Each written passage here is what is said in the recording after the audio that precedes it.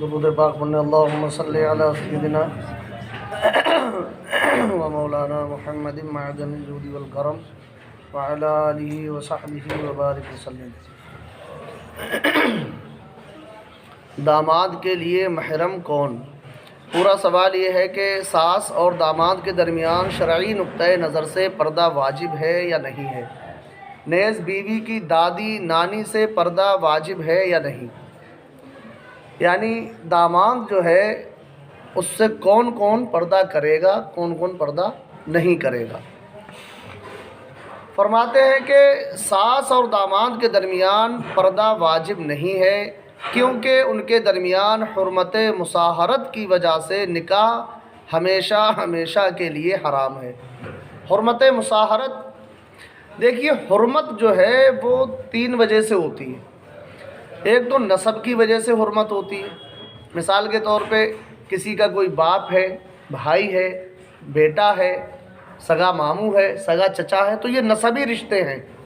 نسب کی وجہ سے ان سے نکاح کرنا ہمیشہ ہمیشہ کے لیے حرام ہوا، تو ایک وجہ ہوئی نسبی، یعنی نسب کی وجہ سے نکاح حرام ہونا، سمجھ رہے ہیں؟ دوسری وجہ رضاعت ہوتی ہے، رضاعت کی وجہ سے بھی نکاح کرنا حرام ہو جاتا ہے۔ مثال کے طور پہ جس عورت کا آپ نے دودھ پی لیا، اس عورت سے نکاح کرنا آپ کے لیے اب حرام ہے، کیونکہ وہ ماں بن چکی۔ اس کی بیٹی سے بھی نکاح کرنا حرام ہے، اس کی ماں سے بھی نکاح کرنا حرام ہے، اس کی نانی سے بھی نکاح کرنا حرام ہے۔ جیسے نسب سے حرمت ثابت ہوتی ہے، ایسے ہی رضاعت سے بھی حرمت ثابت ہوتی ہے۔ تو ایک حرمت ہوئی نسبی، ایک ہوئی مصاہرت، وہ کیا کہتے ہیں، رضاعت کی وجہ سے، اور تیسری ہوئی مصاہرت کی وجہ سے۔ یہ مصاہرت کیا ہے؟ سسرال کی طرف سے جو رشتے، یعنی بیوی کی طرف سے جو رشتے ہوتے ہیں شوہر کے لیے، اور بیوی کے لیے خاوند کی طرف سے جو رشتے ہوتے ہیں، ان کی وجہ سے بھی حرمت ثابت ہوتی ہے اور نکاح حرام ہو جاتا ہے۔ کسی کی بیوی ہے تو اس کے لیے اس کے والد سے نکاح کرنا، سمجھ رہے ہیں، حرام ہوگا۔ اس کے دادا سے نکاح کرنا بھی کیا ہے؟ حرام ہوگا۔ ایسی کوئی شوہر ہے تو جس لڑکی سے اس نے نکاح کر لیا، اس کی ماں سے نکاح نہیں کر سکتا، اس کی نانی سے نکاح نہیں کر سکتا، سمجھ رہے ہیں؟ تو حرمت تین وجہ سے ہوتی ہے، نسب کی وجہ سے، اور رضاعت کی وجہ سے، اور مصاہرت کی وجہ سے۔ وہی کہا کہ مصاہرت کی وجہ سے نکاح ہمیشہ ہمیشہ کے لیے حرام ہوتا ہے، اور جن دو شخصوں کے مابین نکاح ہمیشہ کے لیے حرام ہو ان کے درمیان پردہ واجب نہیں ہوتا۔ ہمیشہ کے لیے حرام ہو ان سے پردہ واجب نہیں ہوتا ہے۔ بیوی کی ماں ہمیشہ کے لیے حرام ہے، بیوی رہے نہ رہے، طلاق دے دے، مر جائے، کچھ بھی ہو جائے، مگر ماں اس کی حرام ہی رہے گی، نانی اس کی حرام ہی رہے گی ہمیشہ کے لیے، سمجھ رہے؟ اب مثال کے طور پہ کچھ حرمت ایسی ہیں جیسے کہ عارضی طور پہ وہ حرمت ہے مگر بعد میں وہ ختم ہو جاتی ہے۔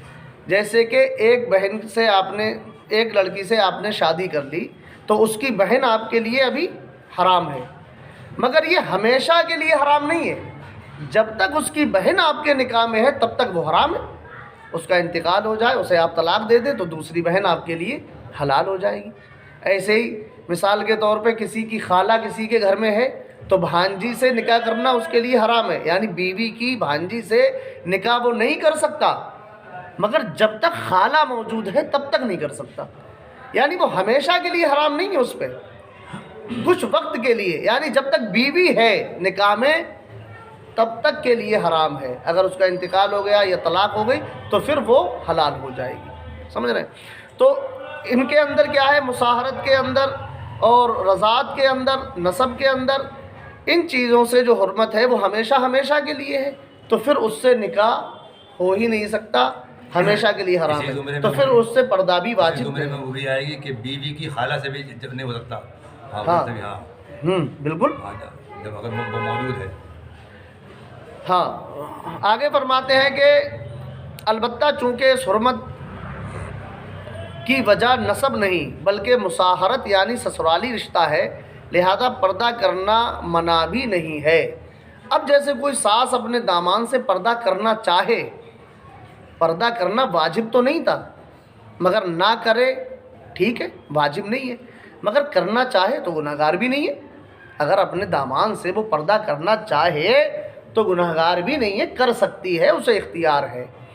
آگے فرماتے ہیں اگر عورت پردہ کرنا چاہے تو اسے پردہ کرنے کا اختیار حاصل ہے، بلکہ ساس، یہ بہت اہم بات ہے، اس کو ذرا غور سے سنیں، ساس جوان ہو تو اسے دامان سے پردہ کرنا ہی بہتر ہے، اور ایسا ہوتا ہے، کم عمری میں شادیاں ہوئیں، اب جو ہے بچے بھی جوان ہو گئے، ان کی شادی ہوئی، ساس ابھی جوان ہی ہے، تو جوان ہے اگر ساس، دامان تو جوان ہوگا ہی، سمجھ رہے ہیں، ساس بھی اگر جوان ہے تو ایسی صورت میں پردہ کرنے میں ہی عافیت ہے، اگر وہ کر لے اس کا اہتمام تو بہت اچھی بات ہے، کیونکہ یہ بہت ہی پرفتن دور ہے، اور کب کیا ہو جائے کوئی بھروسہ نہیں ہے، اور ایسی بہت ساری مثالیں بھی ہمارے سامنے ہیں کہ ایسے کانڈ جو ہیں ہو چکے ہیں، سمجھ رہے ہیں، کیونکہ وہ تو دامان سمجھتی ہے، مگر دامان تو اسے ساس ہی نہیں سمجھ رہا ہے، وہ تو پتہ نہیں کس نگاہ سے دیکھ رہا ہے، یا پھر دامان تو ساس سمجھ رہا ہے مگر وہ ساس ایسی بدکارہ ہے کہ وہ اسے جو ہے دامان سمجھ ہی نہیں رہی ہے، اسے بد نگاہی کر رہی ہے، اس کے ساتھ جو ہے غلط نگاہوں کے ساتھ اسے دیکھ رہی ہے، تو ایسی صورت میں اگر دونوں جوان ہیں تو پردہ کرنے میں ہی عافیت ہے، کر لے تو کوئی برائی نہیں ہے، کر سکتی ہے۔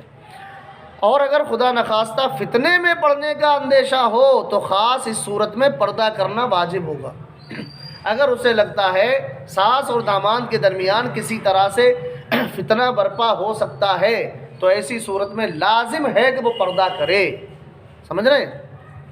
نیز جو حکم خاص اپنی ساس کا ہے بعینہ ہی وہی حکم بیوی کی دادی اور نانی کا بھی ہے، یعنی جیسے ماں کے لیے پردہ واجب نہیں ہے، بیوی کی ماں پردہ کرے تو اختیار ہے، کرنا واجب نہیں ہے، البتہ ایسے ہی اگر نانی ہے اس کی اور دادی ہے تو اس کے لیے بھی یہ حکم کرنا چاہے تو کر سکتی ہے، ورنہ واجب اس پہ بھی نہیں ہے۔ فرماتے ہیں کہ جس طرح حرمت مصاہرت کی وجہ سے بیوی کی ماں یعنی اپنی ساس سے نکاح حرام ہے، اسی طرح بیوی کی دادی نانی سے بھی نکاح ہمیشہ ہمیشہ کے لیے حرام ہے، اس سے کبھی بھی نہ ہی اس کی زندگی میں اور نہ ہی اس کے مرنے کے بعد، طلاق اگر ہو جائے اس کے بعد بھی نکاح اس سے نہیں ہو سکتا، وہ ہمیشہ کے لیے حرام ہو جاتی ہے۔ صلی اللہ علیہ نبی المی وعلی آلہ وصحبہ وبارک وسلم۔